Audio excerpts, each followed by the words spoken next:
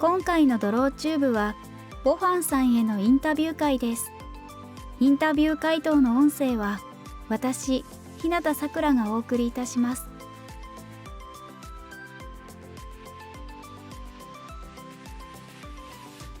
個人的な好みですが、人の感情を動かすような情感が強く伝わってくる作品が好きです。一方で絵のディテールやリアルさはさほど重視しませんね。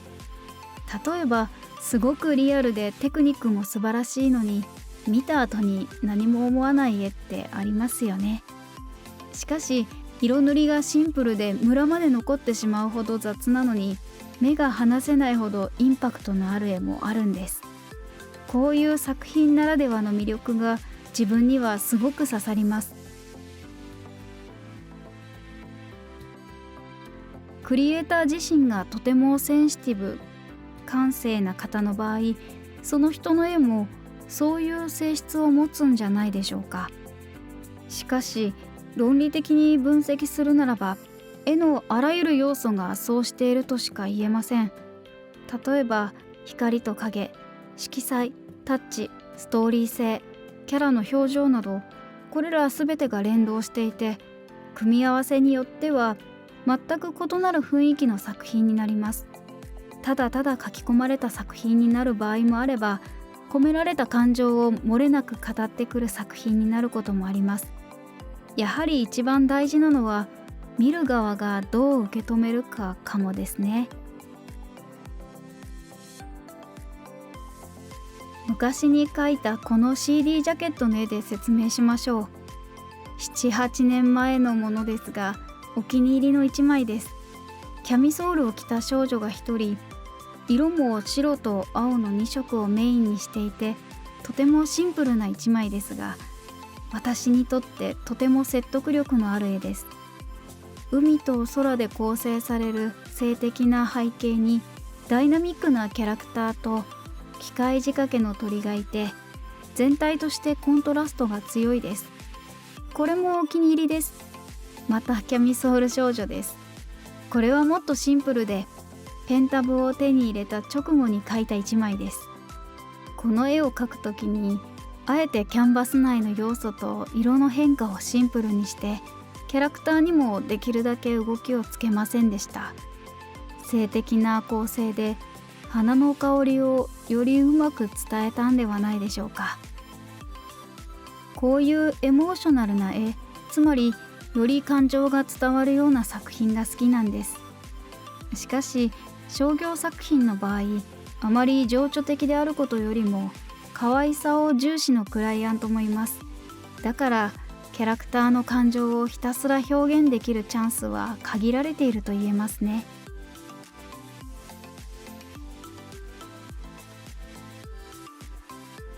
疲れますよ。商業原稿をずっとやってて、やっと納品できて、原稿修羅場から解放された時は、よくゲームをやったり、数日の旅行に出たりします。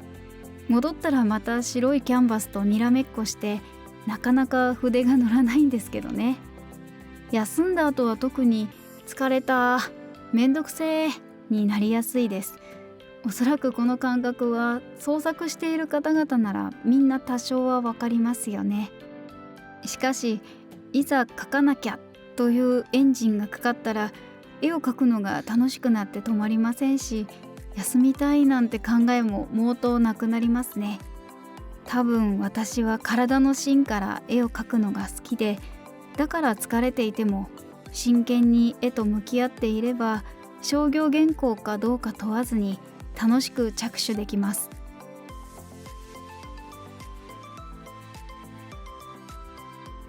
人それぞれ千差万別だと思います。描き続ける人もいますが、私には子供がいるので、描き続けたくても子供の相手をしなければならず、なかなかできないんです。疲れを残さないためには絵以外の趣味を持つといいでしょう。私も絵を描きたくないときは写真を撮ったりしています。絵を描くのが嫌で、朝4時くらいに起きて海に行って写真を撮ってきたことがあります。朝6時半に帰ってきたら絵を描く気力も少し戻ったような、ある種の自己調整のようなものですね。だからクリエイターの皆さんは気分転換のためにギターを弾いたり映画を見たりして絵以外の趣味を見つけましょう。そうでないとずっと描き続けることで手まで疲れてしまいます。常に動いている歯車と同じで摩耗してしまうんですよ。商業依頼を描き続けていると作品をただの仕事の一環とみなしてしまい、思い入れが浅いまま作業してしまうことがあります。商業依頼であっても感情を込めることは必要だと思います。もしクライアントから自分のよく知らない既存のキャラクターのイラストを依頼されたら、まずはこのキャラクターのことを調べて、どんなところが人気なのかを把握しておきます。アニメやゲームのキャラクターには好きな食べ物、よくすること、性格など細かいキャラ設定があります。まずそのキャラクターを好きにならないと絵も始められません。商業依頼が立て続けることは、俳優が同時にたくさんの役を引き受けたようなもので、役の切り替えがとても難しく混乱してしまうんです。最終的には感覚が麻痺して、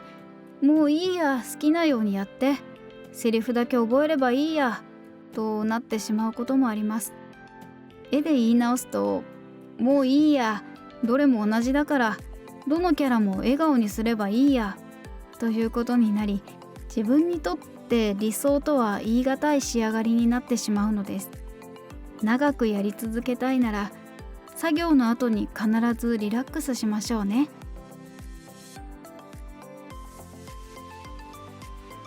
多分もう私より年上の人はいないんじゃないかな。昔は先輩たちの絵を見て頑張ってきたのに、今じゃ自分も老人の仲間入りなんて時々感心しちゃいますね。それでもアドバイスは出しづらいですよね。ご存知の通り、この界隈は目まぐるしく日々変化していて、もしかすると今若者たちがやっていることこそ正解で、私の考え方が時代遅れになる寸前だとか、だからこれをやれば大丈夫みたいなはっきりとしたやり方ではなく、考え方についてアドバイスさせてください。まずは自分のポジションを見つけましょ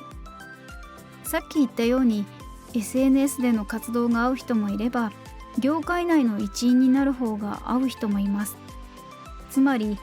書き続けながら適度に自分を PR しましょうということです。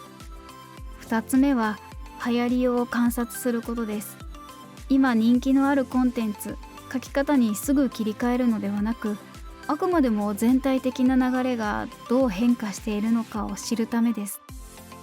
例えば10年ぐらい前だとキャラクターのみの絵が主流で、背景を描く人はほとんどいませんでした。その後より多くの人から注目されるように、背景が描かれた絵が徐々に増えてきて、絵の中の生活感も強くなりましたね。もしこれらの変化に気づけたら、他の人のように背景を入れてみた方がいいと思います。作風はそのままでも大丈夫ですが、業界全体の流行りについてはやはり把握し、それに合わせて作品を調整する必要があるかと。アーティスト気質すぎて周りがどうだろうが自分には関係ないと思う人には、きっともっと多くの困難が立ちはだかるでしょう。こだわり続けて最終的にその作風になった人も確かにいますが、こだわりすぎた結果淘汰された人も少なからずいます。それでもこだわるか、もしくは少し妥協するか、最終的にどんな結末が待っていても決めるのは自分しかいませんし、覚悟は必要です。もしその選択によってより多くの困難に遭ってしまっても、自分で責任を取らなければなりません。